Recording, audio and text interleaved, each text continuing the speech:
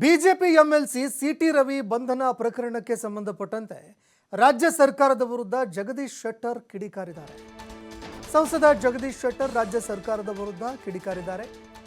City Ravi ನಾನು ಅಂತಹ ಪದ ಬಳಕೆ ಮಾಡಿಲ್ಲ ಅಂತ ಹೇಳಿದ್ರು. ಅವರ ಮೇಲೆ ದೂರು ಕೊಟ್ಟು ಎಫ್ಐಆರ್ ಕೂಡ ದಾಖಲು ಮಾಡಿದ್ದಾರೆ. ಅವರು ಆ ರೀತಿಯಾಗಿ ಪದ ಬಳಕೆ ಮಾಡಿಲ್ಲ ಅಂತ ಹೇಳಿದ್ರು ಕೂಡ ಅವರ ಮೇಲೆ ದೂರು ಕೊಟ್ಟು ಎಫ್ಐಆರ್ ದಾಖಲು ಮಾಡಿದ್ದಾರೆ.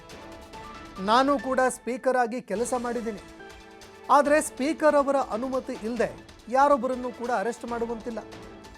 ಆ ನಿಯಮವನ್ನು ಪೊಲೀಸರು ಉಲ್ಲಂಘನೆ ಮಾಡಿದ್ದಾರೆ. ಸುಪ್ರೀಂ ಕೋರ್ಟ್ ಆದೇಶದಂತೆ ನೋಟಿಸ್ ಕೂಡ ಕೊಡಬೇಕಾಗಿತ್ತು. ಅವರ ಹೇಳಿಕೆಯನ್ನು ಪೊಲೀಸರು ಪರಿಶೀಲನೆ ಕೂಡ ಮಾಡಬೇಕಾಗಿತ್ತು. ಆದರೆ ಬಿಜೆಪಿ ನಾಯಕರನ್ನ ಟಾರ್ಗೆಟ್ ಮಾಡಲಾಗ್ತಾ ಇದೆ ಅಂತ ಆರೋಪ ಮಾಡಿದ್ದಾರೆ.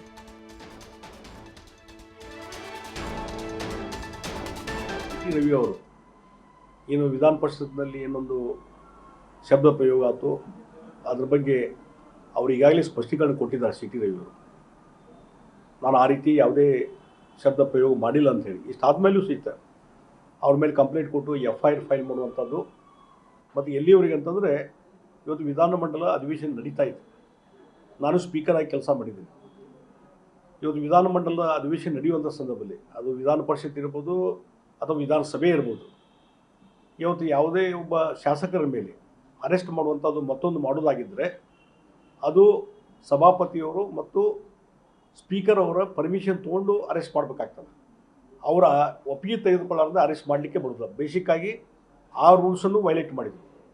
ಆಮೇಲೆ ಸುಪ್ರೀಂ ಕೋರ್ಟ್ ರೂಲಿಂಗ್ಸ್ ಪ್ರಕಾರವೂ ಸಹಿತ ಇವತ್ತು ಯಾರಾದರೂ ಅರೆಸ್ಟ್ ಮಾಡುವಾಗ ಅವ್ರಿಗೆ ನೋಟಿಸ್ ಕೊಡಬೇಕಾಗ್ತದೆ.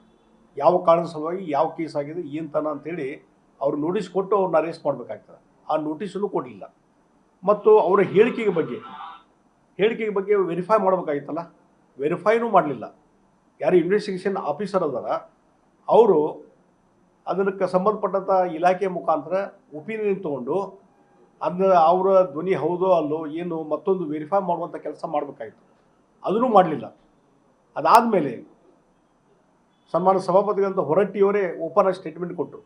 ನಮ್ಮ ಸದನದಲ್ಲಿ ಈ ರೀತಿ ಮಾತಾಡಿದ ಬಗ್ಗೆ ಮತ್ತೊಂದು ಯಾವುದೇ ದಾಖಲೆ ಇಲ್ಲ ಅಂತ ಸ್ಪಷ್ಟವಾಗಿ ಸ್ಪಷ್ಟೀಕರಣ ಕೊಟ್ಟ ಮೇಲೂ ಸಹಿತ ಇವತ್ತು ಯಾವುದೇ ಸಕಾರಣ ಇಲ್ಲದೇ ಹೋಗಿ ಒಂದು ದೌರ್ಜನ್ಯ ಮಾಡೋ ಸಲುವಾಗಿ, ಹರಾಸ್ಮೆಂಟ್ ಮಾಡೋ ಸಲುವಾಗಿ ಒಂದು ಬಿ ಜೆ ಪಿಯ ಲೀಡರ್ಸನ್ನು ಟಾರ್ಗೆಟ್ ಇಟ್ಟು ಇವತ್ತು ಮುಖ್ಯಮಂತ್ರಿ ಇರ್ಬೋದು, ಉಪಮುಖ್ಯಮಂತ್ರಿ ಇರ್ಬೋದು, ಇಲ್ಲಿಯ ಸಚಿವರು ಅವರೆಲ್ಲರೂ ಕೂಡ್ಕೊಂಡು ಒಂದು ಪೊಲೀಸ್ ಇಲಾಖೆ ಮೇಲೆ ಒತ್ತಡ ತೊಗೊಂಬಂದು ಅವನ್ನ ಅರೆಸ್ಟ್ ಮಾಡುವಂಥದ್ದು, ಕಾನೂನು ಬಾಹಿರವಾಗಿ ಅರೆಸ್ಟ್ ಮಾಡುವಂಥದ್ದಾಯಿತು. ಸಿ ಟಿ ರವಿ ಅವರು ಏನು